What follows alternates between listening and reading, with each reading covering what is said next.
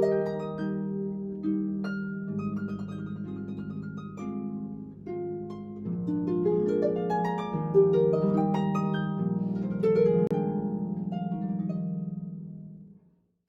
Law. There are certain activities of the sacred fire being released to mankind now, which were formerly not permitted by the great cosmic law.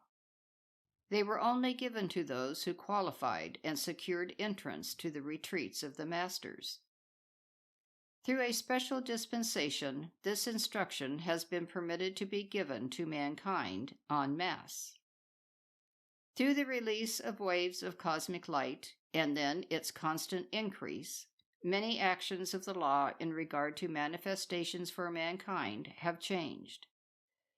The cosmic law itself does not change, but phases of the law to produce results or manifestations and means of operation and application are changed at certain cycles to suit the consciousness of mankind. Therefore, certain phases of occult laws formerly used have become obsolete under this new dispensation. Within the last 30 years, many actions of the cosmic law have been changed. Much has been explained and clarified and is now known, which was not permitted before. Occult means hidden, and secrecy is not the order of the new age. The constant release of cosmic light is one reason for this instruction being permitted at this time. This is a point not understood by some occult students, so they may feel that the giving forth of certain instruction to the public is overstepping the bounds. Because of the great need and the closing of cycles, the Ascended Master Saint Germain was enabled to secure a dispensation to release this instruction which he had formulated on the inner planes during the last few centuries. He then began to draw together life streams in embodiment with whom he had close connections and with whom he had worked through the centuries. Many responded, and of course many did not for one reason or another. As these students made the calls in groups, particularly, and individually, more and more cosmic light was released. This enabled certain phases of the law not heard of before to be set into action. At the half-yearly council at the Grand Teton Conclave, January 1st, 1931, the old occult law was set aside. Cosmic fundamental law never changes, but its means of presentation, application, and manifestation is changed according to the needs and status of mankind's consciousness from cycle to cycle. Certain phases have been taught by all the various esoteric teachings or orders through the centuries. This is the understanding Jesus had, as well as every great teacher or avatar, taught secretly to those close to them or to those who could understand. Jesus said, "I of myself can do nothing. It is the Father in me that doeth the works," indicating that God was the doer and not the outer or personal self, the ego or body. Now, who was the Father he referred to? It was this individualized God presence that says, "I am." It was not just an abstract idea or principle, but a being of whom he was aware, to whom he could call or invoke, and who worked through him, manifesting the miracles and God qualities. Jesus knew his mission and the example of the ascension he was to leave to mankind. He said, "These things I have done, ye shall also do," and in that he also meant the ascension, which is the goal of every life stream. However, mankind through the centuries have had their attention on and stressed the crucifixion, which they are experiencing and outpicturing now, instead of the ascension, showing that what the attention is on, we draw unto us or become. That is law, a scientific fact. When you give your attention to a thing, your life energy feeds into that. Your attention makes the connection, and on that attention, the quality with which you connect comes back into your world. As an example, take an automobile accident, which many people have experienced. For hours or days afterward, such an experience is uppermost in their consciousness. Some even become ill from it. Now, if it can be done with a destructive quality, the same law applies in a constructive way. Therefore, when we learn of our own individualized presence of God and the masters who have become one with it, we can draw their qualities into our worlds instead of destructive qualities. There is much good in every teaching and religion. In each are many universal and essential elements. Each one was planned on the inner planes by the world teacher and those in charge of that activity before it was brought forth into the outer world. Each one presented a certain portion of the law in a comprehensible way and in a manner adaptable to that time. Through the centuries, of course, many human concepts have crept in and beclouded the truth. Yet we should be open-minded and alert enough to recognize the truth in each one or wherever we come across it. It is said, truth is its own defense, but it must come through human effort in the human realm. Truth from the human standpoint means the action of human qualities as understood among mankind. In order to attain mastery, one need not acquire all knowledge of a universal scheme of things, but one must definitely have certain understanding, application, and discipline before he can manifest mastery. Some people have been taught that they may not ask anything of God or the law for themselves. This evidently originally meaning gratification of self, or wholly personal desires, is correct. To be of greatest service or to do work well done, certain requirements are essential. Since mankind is in these limitations and the law requires the call from the human realm, it is not wrong to call for what is required for service and to enable one to live a better life. We have to get over the old occult idea that we can't use knowledge of perfection to help ourselves. They certainly had to in retreats.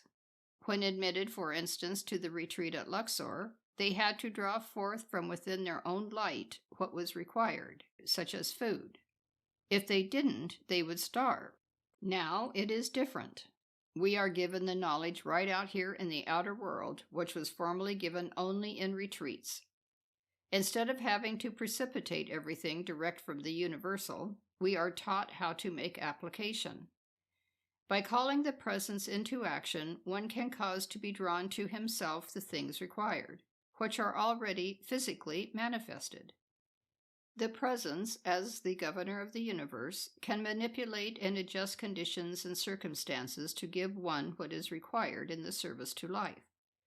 That is a form of precipitation, but a slower process than instantly condensing it from the universal. This power is only one small part of the law, and not so important from the inner standpoint. This is law. We are dealing with law, the law of energy and vibration, not someone's opinions, concepts, or theories, but law, universal and cosmic law which is impersonal, that never did and cannot fail. If one action or phase of it failed, it would throw the universe into chaos. It can no more fail than the universe can stop its action. The cosmic law is an activity directed by cosmic beings. When one thinks it does not work, or it seems not to work, it is because it has not been applied properly or correctly or sufficiently.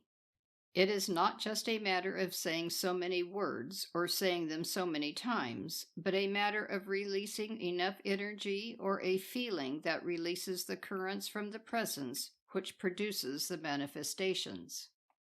This is law, and law is law. When one gets the feeling that it does not work, that he has applied the law and it didn't work, then there is some doubt in the consciousness that is giving power to a force other than God, showing that the principle of the law has not been grasped. The commandment, "Have no other gods before me," means just that, to not give power to anything else. We are facing great changes of the law. New Year's Eve, 1930, the old occult law was set aside by the cosmic being known as Victory. The great cosmic being known as Cosmos came forth in August 1939. His coming forth has changed the laws, activity, and vibration to the earth. When the old occult law was set aside, that moment mankind was released from secrecy. Simple is the law of life. We are dealing with reality, not in abstraction, abstractly, or abstrusely. We are dealing with a definite law. That is life called into action. In order to be free, you must prove the law. You can prove these things to yourself. It is law, and law correctly applied brings results. It is as scientific as your electricity or radio, and will work. When one takes hold of a live wire, it acts regardless of all opinions that it is only a wire and not charged. That is according to the law of electricity.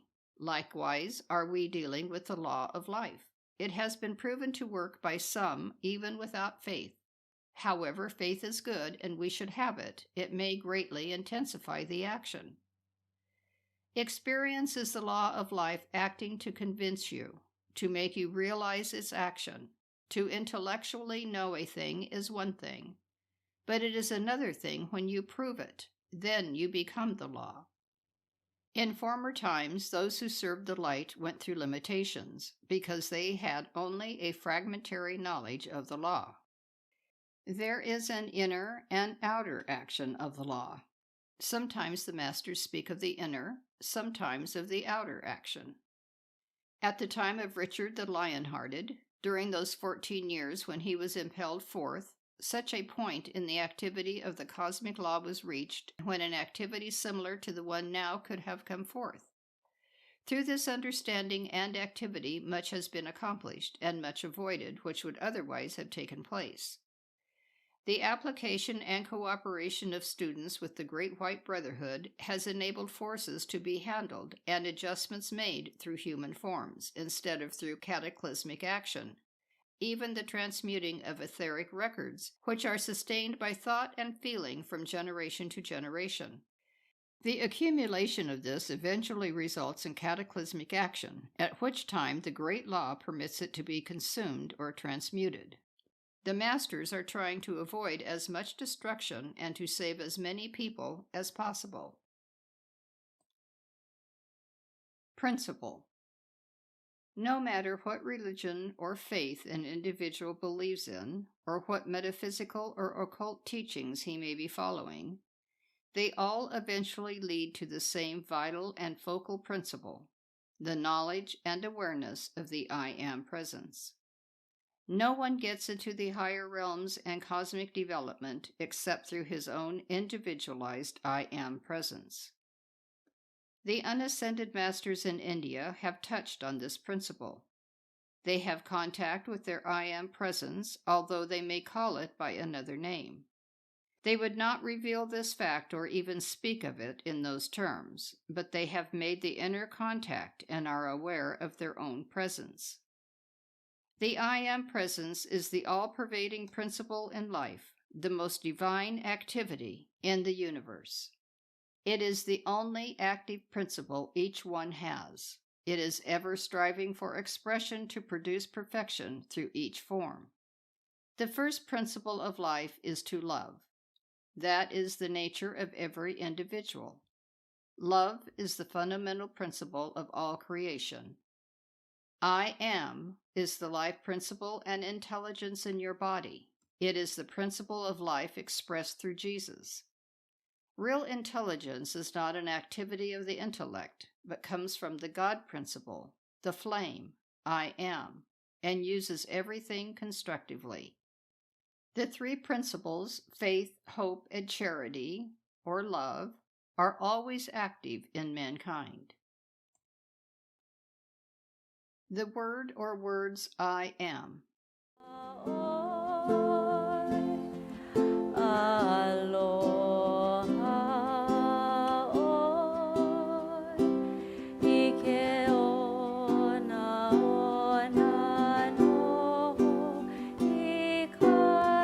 Ascension. Dear Serapis and Brotherhood, we give our love and gratitude for bringing the ascension flame to safety when from Atlantis you came. sustaining it for centuries in the Ascension Temple of Purity at glorious Luxor on the earth, essential to free man from birth. O Spirit of Ascension Flame, great being, we call in thy name, expend thy light in every cell, through our attention to thee when we call, to loose thy flame through each dear one till victory, the ascension, is won. We return home forevermore in the light to come forth no more. We invoke thee into action, bring about mystic transmutation, expand the light from head to feet, till with thy flame in cosmic action meet, again raising each consciousness to thee by thy complete selflessness and Gabriel's resurrection flame, dear Spirit of Ascension Flame. Editor's note: sung to the tune of Aloha Oi. This melody came from Mu.